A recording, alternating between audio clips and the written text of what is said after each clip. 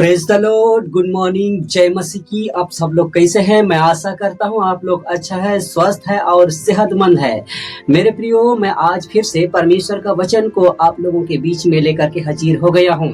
और आज का टॉपिक है दान के बारे में, कि हम दान को किस तरह से चढ़ाएं जो कि परमेश्वर को अच्छा लगे या परमेश्वर को ग्रहण होने पाए। जैसे कि आजकल हम देखते हैं कलीसिया में कई प्रकार की दान जो है चढ़ाई जाती है, दसवंश से लेकर भेंट दान, और कई प्रकार के ऐसे दान होते हैं जो कि चढ़ाया जाता है। लेकिन क्या हम सही तरीका से चढ़ाते हैं? और क्या हम दान जब चढ़ा रहे होते हैं तो क्या परमेश्वर का वचन के अधीनता पर चढ़ा रहे हैं, या परमेश्वर के वचन के अंदर में जो लिखा हुआ है उन बातों को ध्यान रख रहे हैं या नहीं रख पा रहे हैं?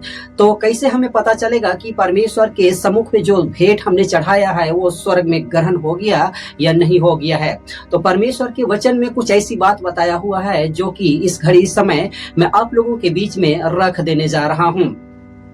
तो चलिए, मैं उन वचन को आप लोगों के बीच में रख रहा हूं और आप लोग भी इन वचन को सुने और समझने का प्रयास करें, और खुद से ही पढ़ने का भी प्रयास करें और समझने का प्रयास करें। क्योंकि परमेश्वर का वचन में कुछ ऐसी बात बताया हुआ है दान के बारे में कि दान चढ़ाते वक्त हमें किस तरह का चढ़ाना चाहिए और किस बातों का ध्यान रखना चाहिए। मैं आज उन वचन को रख रहा हूं और वह वचन पाया जाता है मत्ती की पुस्तक अध्याय 6 वचन संख्या 1 से लेकर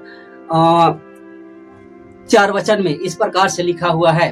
तो आइए उन वचन को देखते हैं और समझने का प्रयास करते हैं और जानने का भी प्रयास करेंगे। बहुत सारे लोगों ने इन वचन को भी पढ़ा है, जान भी चुका है, लेकिन फिर भी से मैं आप लोगों के बीच में इस वचन को फिर से रिपीट कर रहा हूं। तो आइए मैं पहला वचन को पढ़ता हूं। 6 अध्याय का 1 वचन, सावधान रहो, तुम मनुष्य को दिखाने के लिए अपने धर्म का काम ना करो, नहीं तो अपने स्वर्गीय पिता से कुछ भी फल ना पाओगे। सबसे पहला जो चेतावनी परमेश्वर ने दिया है, कुछ भी हम करते हैं कलीसिया के अंदर में हो या कहीं पर भी, वो दिखावा के लिए हम काम ना करें। चाहे कुछ भी भलाई का काम करते हैं या किसी को दान या दशवांश देते हैं तो हमें दिखावा करने के लिए नहीं देना है, क्योंकि ऐसा करने से वो खुद की बड़ाई होती है। लेकिन यहाँ पर परमेश्वर कहता है तू खुद की बड़ाई तो करता है, लेकिन स्वर्ग में कुछ भी तुम्हारे लिए कुछ बड़ाई की काम नहीं है। तो मेरे प्रियो, पहला ही वचन में हमें सतर्क रहने के लिए परमेश्वर का वचन कहता है, सावधान रहो, तुम लोगों को दिखाने के लिए वो काम ना करो जो कि परमेश्वर को अच्छा नहीं लगता है। और इस घड़ी समय मैं दूसरा वचन को पढ़ रहा हूं आपके बीच में। इन वचनों को आप लोग ध्यान से सुने।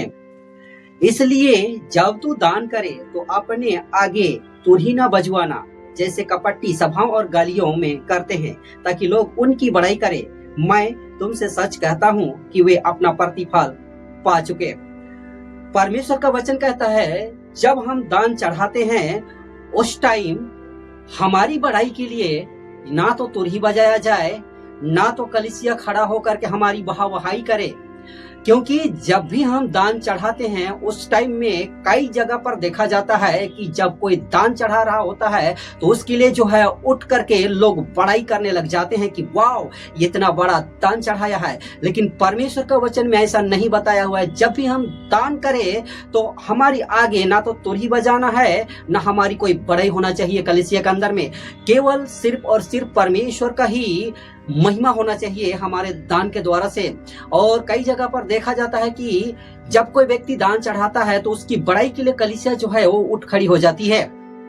यहाँ पर इन सारे बातों के बारे में खारिज करता है बाइबल, क्योंकि हमें पता ही नहीं होता है कि वचन के अंदर में क्या लिखा हुआ है और हमें किस प्रकार का दान जो है चढ़ाना चाहिए जो कि स्वर्ग के अंदर में ग्रहण किया जाए।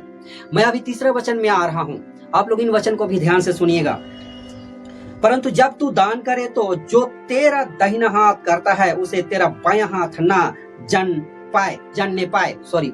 यहाँ पर लिखा हुआ है, जब हम दान करते हैं उस टाइम में तेरी बायां या दाहिना हाथ ना जानने पाए। अब यहाँ पर आपको क्या समझ में आता है? जैसे कि मैं अभी बता दिया हूँ कि जैसे कि दायां या बाहिना हाथ नहीं समझना चाहिए।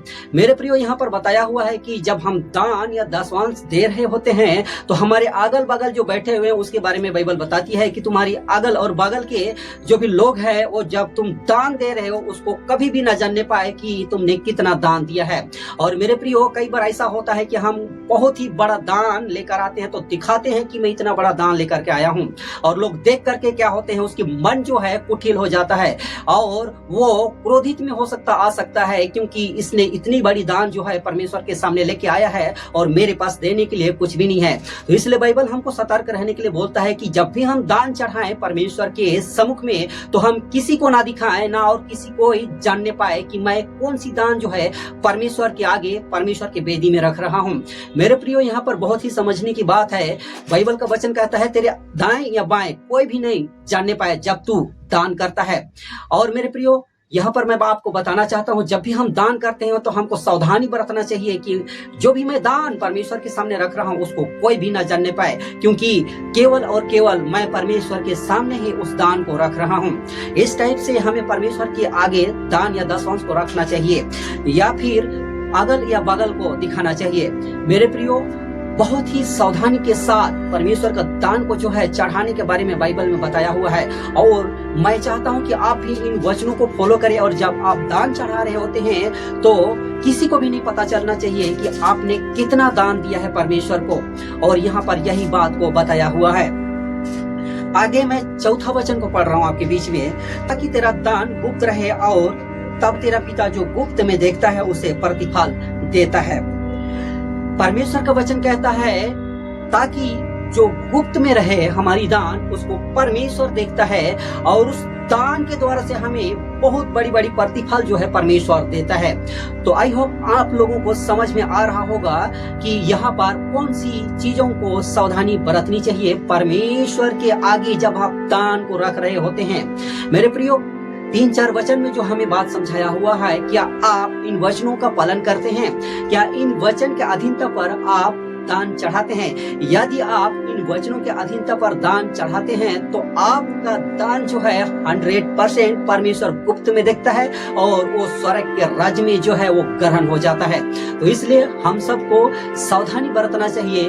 दान और दशवांश चाहे कुछ भी दान हम दे रहे होते हैं उस टाइम में अपने पड़ोसियों को नहीं दिखाना है कि मैं इतनी बड़ी दान परमेश्वर के सामने रख रहा हूँ। हमें गुप्त में देना है ताकि कोई ना देखने पाए, ना कोई जानने पाए कि मैंने कौन सी दान और कितना दान परमेश्वर के सामने रखा है, क्योंकि हमारा पिता जो स्वर्ग में है वो देखता है कि मैं अपने दिल से कितनी बड़ी दान को परमेश्वर के सामने रखा हूँ। चाहे 1 रुपया हो या 2 रुपया हो या कुछ भी दान हो, जो मैं अपने दिल से परमेश्वर के सामने रख रहा हूँ उसको परमेश्वर देखता है। हमें अपनी बड़ाई के लिए कलीसिया में कोई भी दान नहीं चढ़ाना चाहिए। मैं आपको बता देता हूं, अगर कोई भी अपनी बड़ाई के लिए, आप दिखावा के लिए परमेश्वर का दान को चढ़ाते हैं तो आपका दान जो है वो स्वर्ग में ग्रहण नहीं किया जाएगा।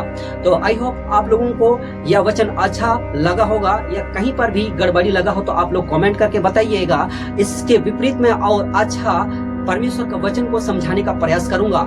और मेरे चैनल को आप लोग लाइक कीजिए, शेयर कीजिए और सब्सक्राइब करके बेल आइकन को प्रेस कर दीजिए, ताकि ऐसी छोटी छोटी वचन आप लोगों के बीच में पहुंचाता रहूं और आप लोग सुन पाएं।